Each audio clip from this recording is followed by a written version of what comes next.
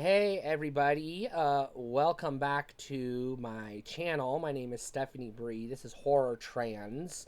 I am a transgender woman who talks about all things horror, and today's horror icon is the legend himself, Tom Savini.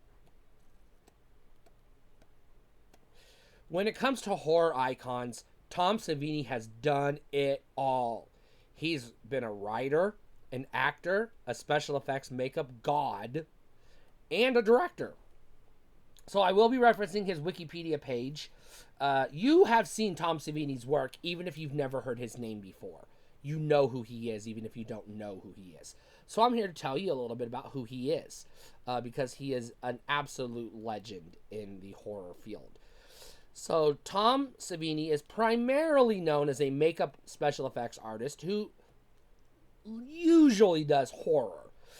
He has probably I would say, gone outside horror maybe one or two times, but he's mostly a horror person. He does more special effects than he does anything else, but he's appeared in a lot of movies, and he's directed quite a few movies, some very notable movies. He also writes books on special effects. So let's just start by going through his, this is kind of surprising. I only knew about a couple of these. I'll point those out as I go, but I'm going to read through his filmography as an actor. His first movie was called Martin with George A. Romero, and that was in 1978. He did two other movies he acted in 1978, Dawn of the Dead and a movie called Effects. I've never heard of that, Effects.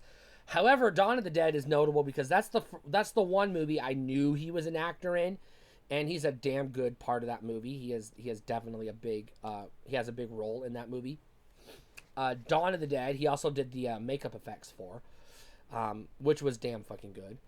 He is also in the movie Maniac in 1980. He was in Night Riders in 81, Creepshow in 82, The Ripper in 85, Twister Sisters Come Out and Play in 86, Creepshow 2 in 87, Two Evil Eyes in 1990, Innocent Blood in 92, Heartstopper in 94, The Demolitionist in 95, From Dusk Till Dawn, the only other movie I knew he was in as an actor, and I will definitely be talking about that movie.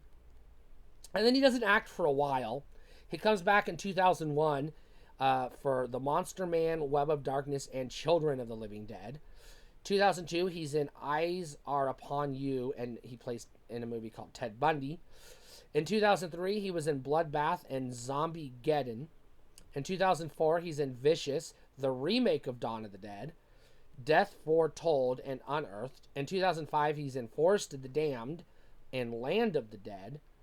In 2006, he's in A Dream of Color in Black and White. That sounds like an interesting movie.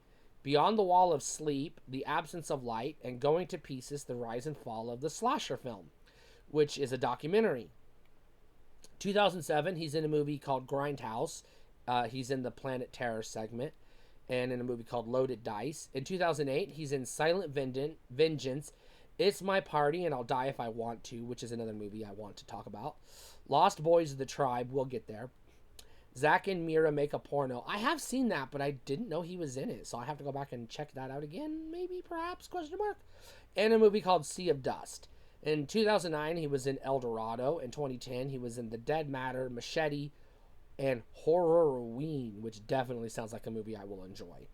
In 2012, he's in a movie called The Theater Bizarre, Django Unchanged, I will never watch.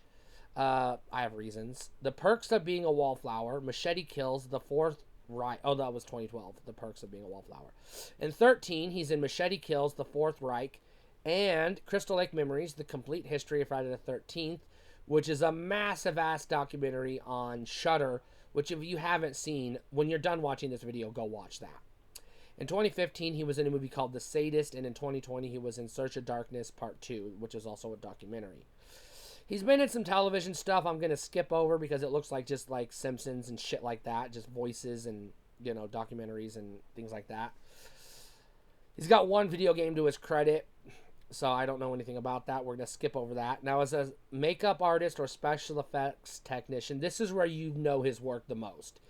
In 1974, he did the effects for a movie called Death Dream. He also did Deranged. In 78, he did the effects for Martin and Dawn of the Dead. And he was nominated for a Saturn Award for Best Makeup Effects for Dawn of the Dead. In 1980, he helped define the slasher genre by doing Friday the 13th, that movie effects, and Maniac, which are all good movies. Well, Friday and Maniac, I should say. In 81, he did Eyes of a Stranger, The Burning, The Prowler, which is a damn good movie, and Night Riders. In 1982, he was in a Japanese or Chinese. I apologize. It looks Chinese.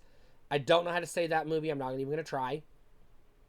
He also did Creepshow, Alone in the Dark, and Midnight. In 1984, he did Friday the 13th, The Final Chapter, and Maria's Lovers. In 85, he did Day of the Dead, where he also won a Saturn Award for Best Makeup Effects. In 86, he did the Texas Chainsaw Massacre 2, which is a fucking awesome, dope-ass movie. You need to see it. In 87, he did Creepshow 2. 88 was Tales from the Dark Side, Monkey Shines, and Red Scorpion. In 1990, Two Evil Eyes. 91, Heartstopper and Blood-Sucking Pharaohs of Pittsburgh, which just went on my list right now of films to watch. In 1993, he did Killing Zoe, Trauma, and H.P. Lovecraft's Necronomicon. We're not talking about that right now. 94, he did Backstreet Justice. 95, Ghost Rider. 96, Mr. Stitch, a television film apparently. Never heard of it. 97, Cutting Moments. 99, Cold Hearts. 2001, Web of Darkness. 2002, Ted Bundy. And then he slows down from there. In 11, he did Death from Above. In 12, he did Red Ink. And 22, he did The Black Phone. And he's listed as doing a movie called Nightmare City. The man's getting older, so he's probably getting closer to retirement. Now, he's only done a handful of movies as a director, but he's done some good. He's done at least one movie he directed, which I will talk about later, that I enjoyed. He directed a couple of episodes of Tales from the Dark Side, which is interesting because I like that show. In 1990, he directed Night of the Living Dead, which is a remake of George A. Romero's first zombie movie. And then he doesn't direct again until 2004, where he did Chill Factor House Call. In 2011, he directed the Wet Dreams segment of the Theater Bazaar. I've never heard of that. In 2019, he directed episode 6 segment By the Silver Water of Lake Champlain for the 2019 Creep Show. And he's slated to direct Nightmare City, a remake of a movie called Nightmare City. Again, that's just according to Wikipedia. Now, the man, let's scroll up a little bit.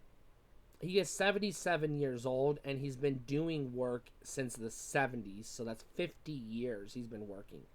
So, like I said, a fucking legend. I should do a spin-off of horror icons called Horror Gods. He would be on Horror Gods. Abso-fucking-lutely. I gotta move the cat out of the way because, you're not a YouTuber. Quit trying to be. Maybe I should do a channel just for my cat. That would be fun. Alright, stay cool. Thanks for watching.